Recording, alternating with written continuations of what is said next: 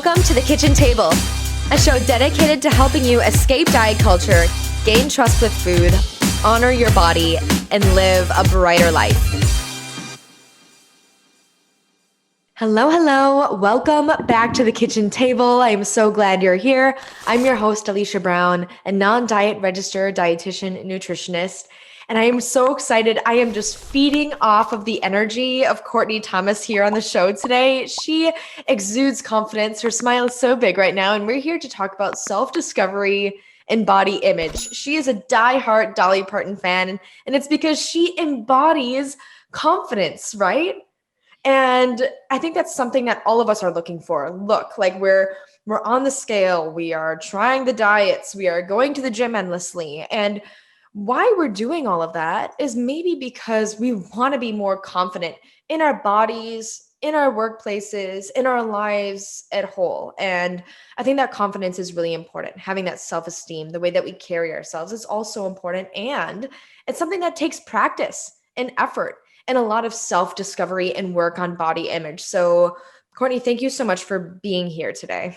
Yeah, absolutely. Thank you so much for having me. I'm super pumped to be at the kitchen table. Oh, all the way from Denver. We talked about, we had this connection of like Eagle River, Wisconsin. And, I feel like we're sisters in different states. So that's right.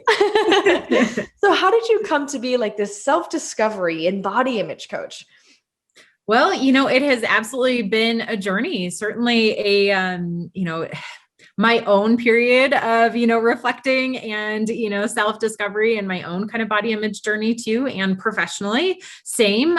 So, initially I started off in the overall broader, fitness, health, wellness industry as a personal trainer, about a decade ago, and, worked in person at a studio for a couple of years, and then started my own business, which I did in person, in-home training, and also started online coaching way back then. This was like 8+ years ago. So, I've been doing that kind of before everybody was doing it. And it was like the main thing.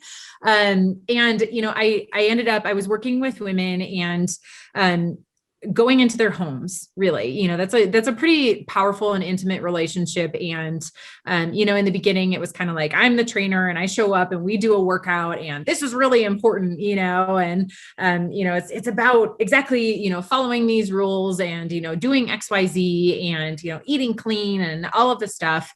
And, pretty quickly, I started to really develop very personal relationships with my clients. I'm in their space, right? So I'm getting to know their environment and their dogs and their kiddos and their partners and their time and, just kind of everything about their lives. And, it very quickly became apparent that, it was just not so black and white, and there was a lot more to kind of their overall health and well-being than just this, 1 or 2 or 3 hours a week.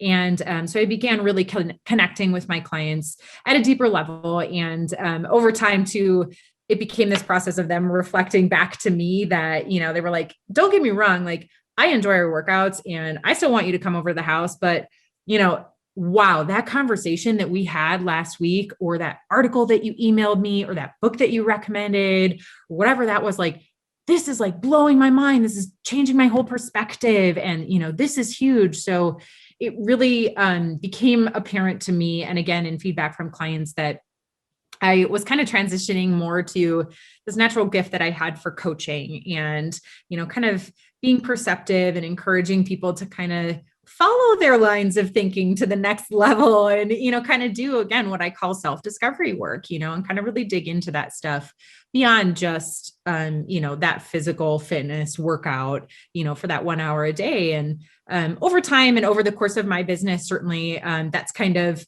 ebbed and flowed and changed as far as, the coaching offerings or, how I was working with people. Again, both online and in person. My coaching has kind of broadened. You talked about confidence.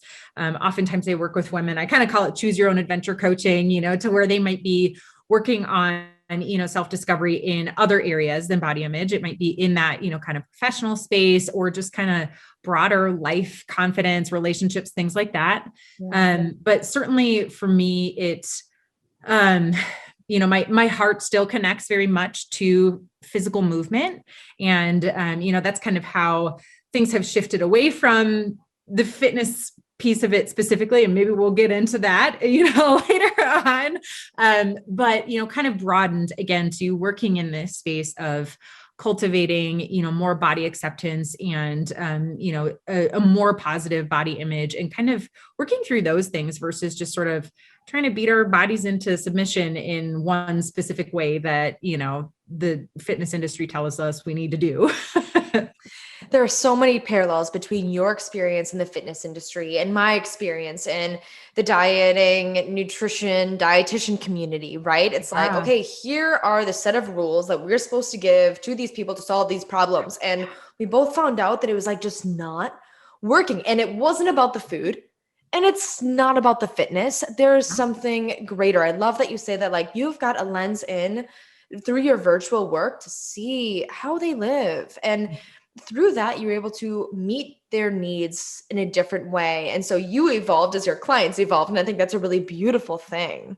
Yeah. Yeah. And I think it's very much about, recognizing that it isn't about, I love how you put like this set of rules thing, right? Like it isn't about a set of rules. We are not, and I always say too, like, we are not problems to be solved. We're individual human beings. We have to recognize that humanity and certainly meet people where they're at, but kind of also, I think it's about the bigger space of, allowing for the exploration of this versus always seeking answers, and my big philosophy and kind of my thing in my work is like, maybe you're looking for answers, but maybe it's time not to look outside of yourself for them. Maybe it's time that you recognize that you already know these answers.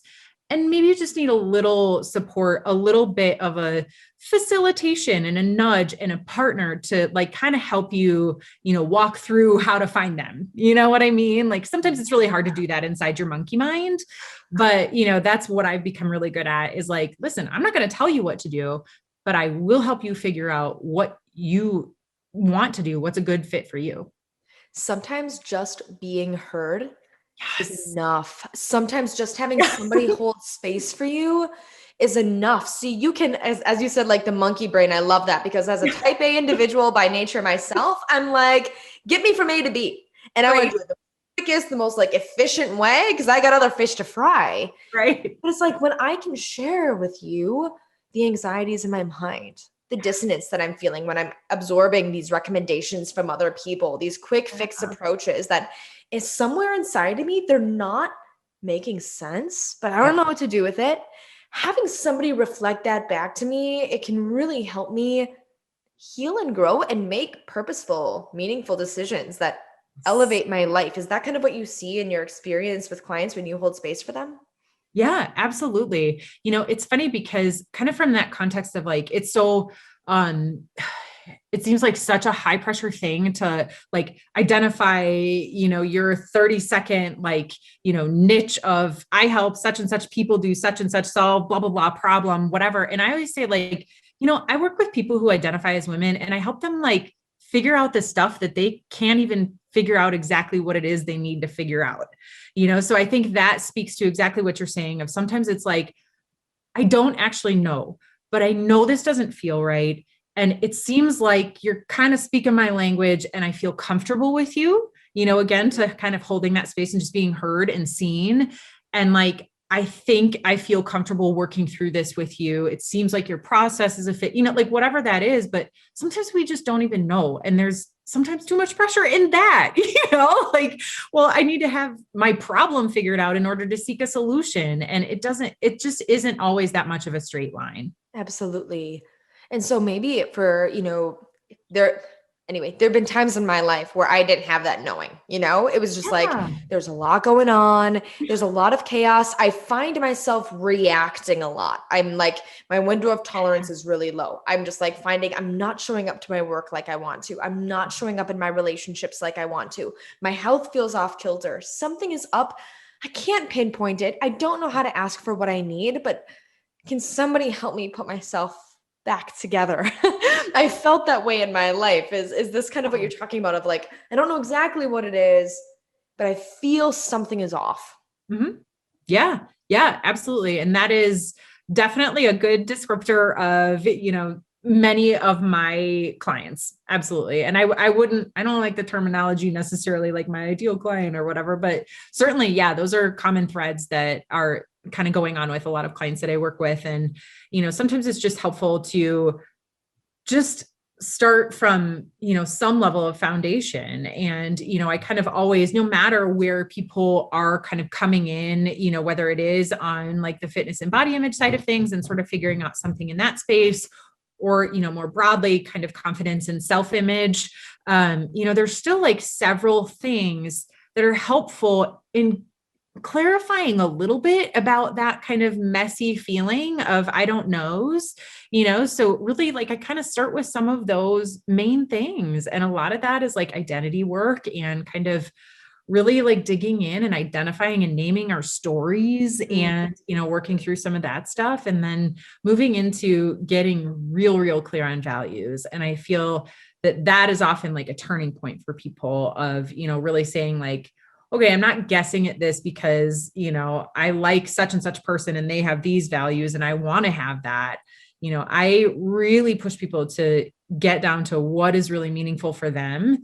And oftentimes that is like, oh, I see what's not aligned. It's because this value was just not being, like it wasn't at the forefront. I didn't know what was going on and I was going against it or, things like that. And that can be really clarifying. And if we don't do things like this, we could live a life completely out of alignment, wake up 20 years later and be like, what the literal? Yeah. What have I done all this time that I've wasted? And so your work on helping people live in alignment with their values, their beliefs, and their inner purpose, I think is really, really important and really necessary, especially from where I'm coming from in this like realm of diet culture. I feel like our pursuit of thinness disconnects us from that inner purpose.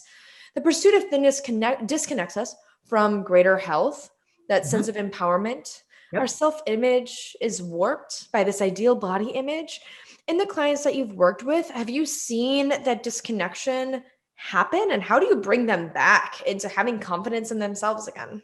I think it's almost more of kind of this just like gentle illuminating process of connecting the dots between sometimes the like unconscious or subconscious, like internalized thin ideal stuff that women don't even realize they may have been carrying for so long and using as kind of their decision-making framework and, stuff like that. And again, like I said, sort of gently offering that maybe this isn't the only way. And maybe this isn't, really something that matters for you. And that just, it's such a game changer for so many people to even entertain the idea that they do not have to pursue thinness as their number one goal all the time, or that they have to lose 10 pounds before they can do XYZ, or they can't be in pictures or enjoy their life or their kids or any of that. So, though like gently sort of ramping into that conversation opens so many other doors for women to really connect, like you said, with these like true parts of themselves and ways that they want to live their life. Kind of, it's almost like, you sort of like unlock a puzzle door, and then all of a sudden you've got all these other places you can go once you take that pursuit of thinness off the table.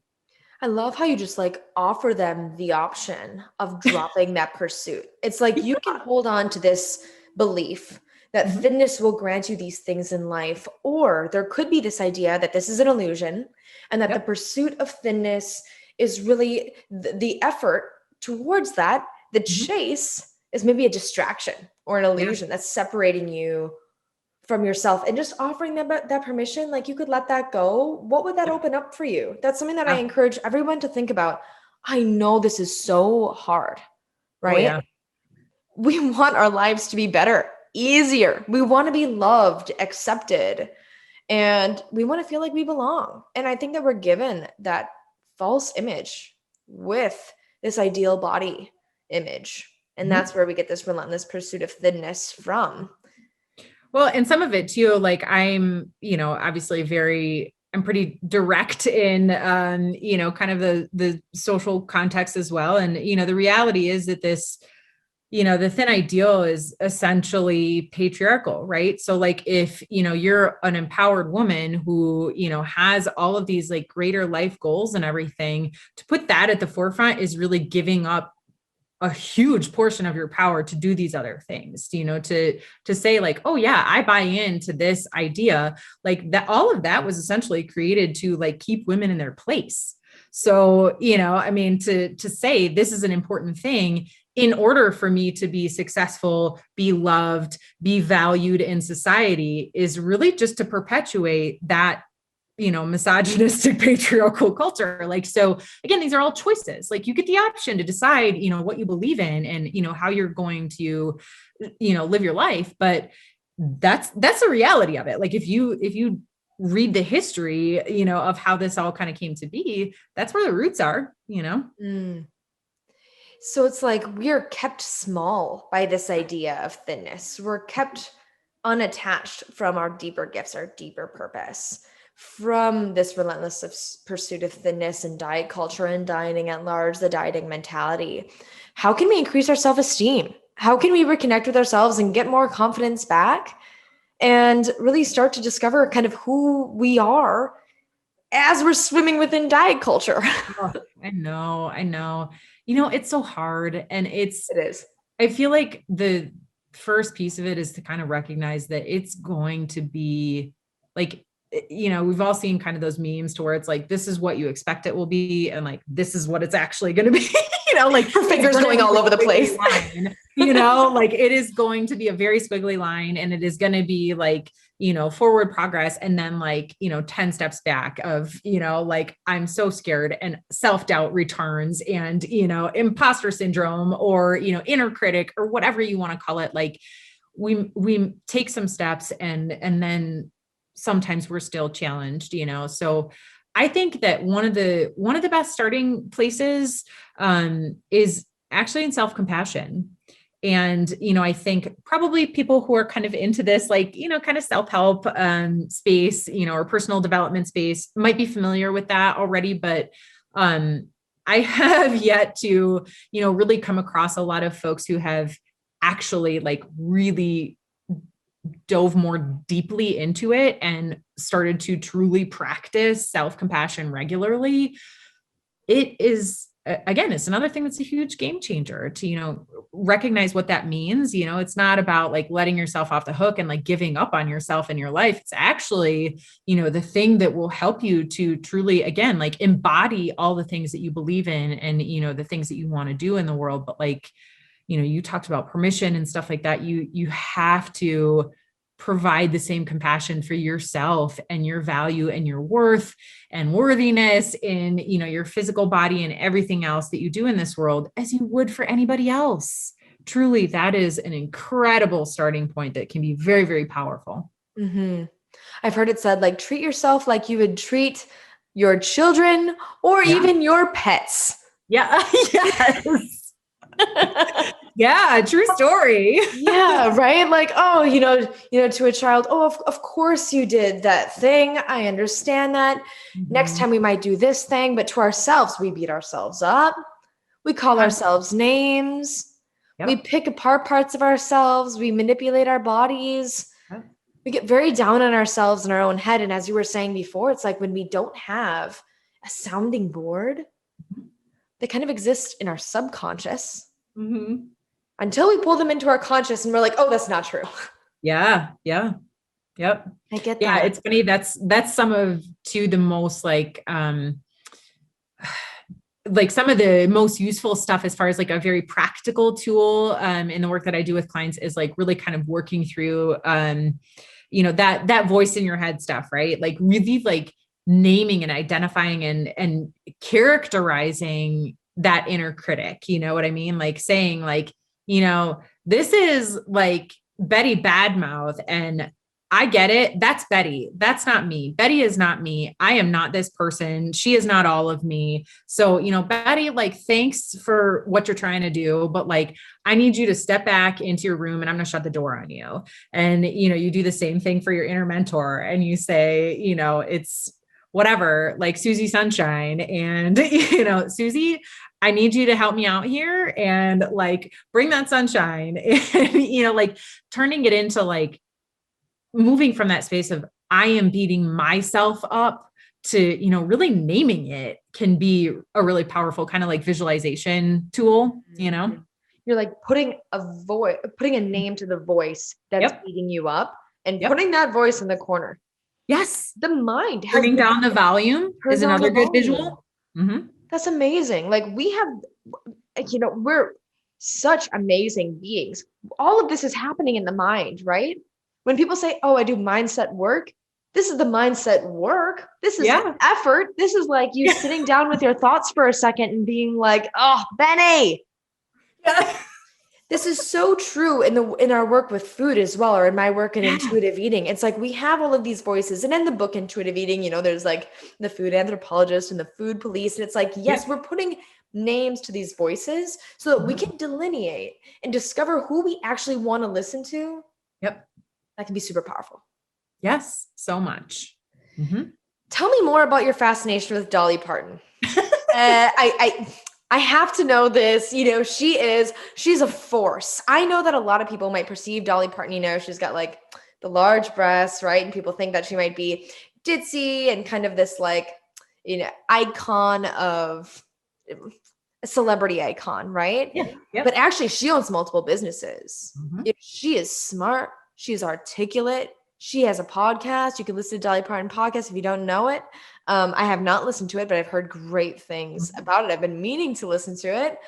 And she really embodies maybe a lot of the things that we've talked about today. And she's an inspiration for you. Can you just talk about how we can reclaim our own inner Dolly Parton? Oh my gosh. Yes. Yeah. So Dolly Parton has absolutely been like kind of a person that I have been, like she's just been in my life. I've been kind of paying attention to her since I was a little girl. Like I can remember sitting, cross-legged on the floor watching Dolly on Hee Haw when I was like 4 years old, so like she's certainly been, kind of a recurring person. And, it's interesting because I've always loved her. But, within probably the last 5-6 years, she's definitely seen a large resurgence, which has been really just really kind of cool. But then as an adult, and as I have, moved into this space of just knowing myself more deeply, and, kind of living more into who I am, it really was like, oh, I think she's been in my life for a reason, and it was actually kind of when I started to,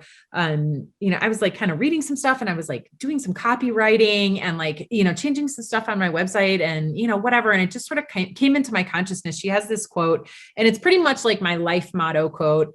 And, also explains my entire philosophy essentially, but it's find out who you are and do it on purpose. And that's truly that encapsulates my mission, my purpose, what I'm here to do, Dolly just throughout her life. And I, since then have done a ton of research on her and really just as much as a person can study Dolly Parton, I have, but, I have a signature talk that I actually give that's whatever, finding success and happiness and balance and 5 lessons from Dolly Parton, because to your point, she is just a person who has always known exactly who she was, what she stands for, what she wants, and has unquestionably and unapologetically been that person and taken that action throughout her life, and you can see it in a million different examples. She was in elementary school when she was having her uncle drive her up to Nashville to make radio appearances as a child. The day after she graduated high school, she went to Nashville to work full time.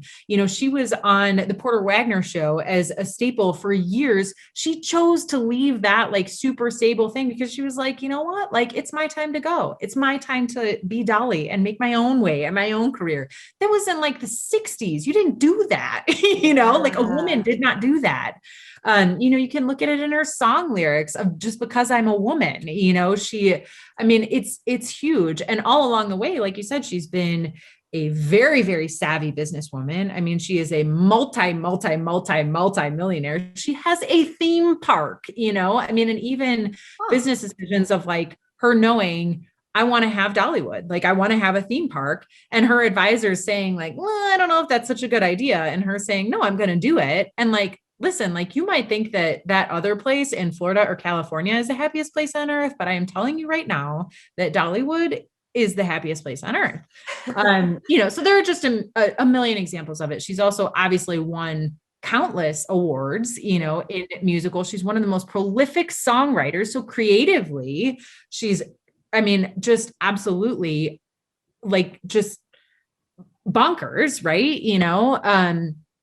And there was one more expression of that I was going to say. Obviously we know she's acted, she set the examples there. And then her philanthropy, like a lot of people, it's kind of come a bit more again into the public space because, we've kind of seen that like she contributed $1 million that ended up going to, COVID vaccine research, different stuff like that.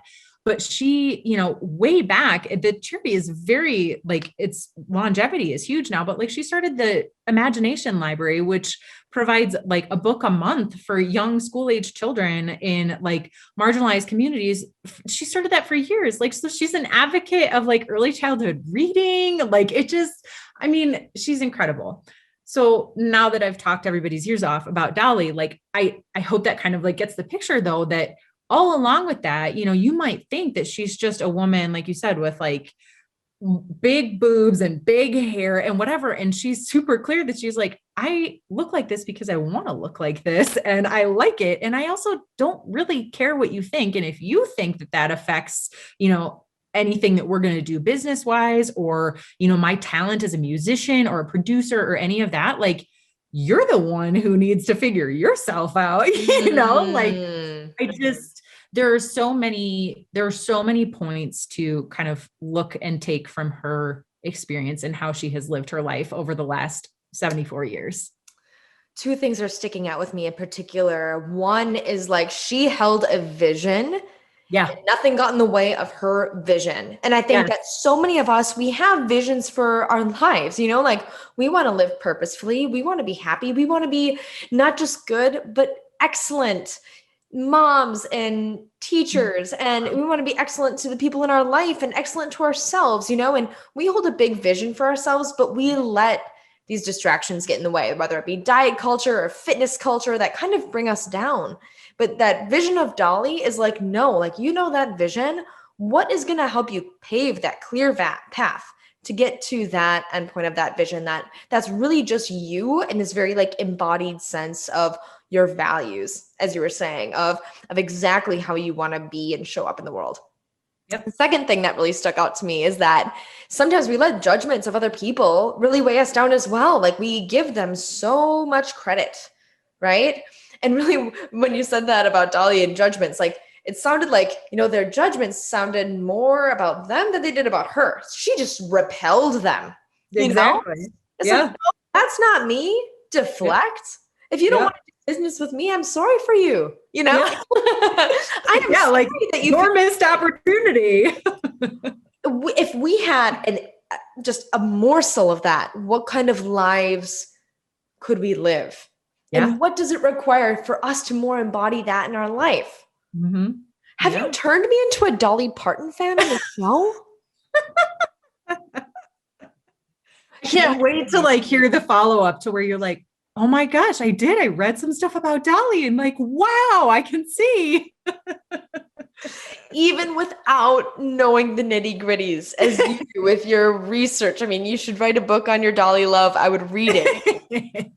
Even without knowing that, I feel so expansive in my heart and in my body, knowing about how she unapologetically lives her life on her own terms. And I think that's really what we're all looking for.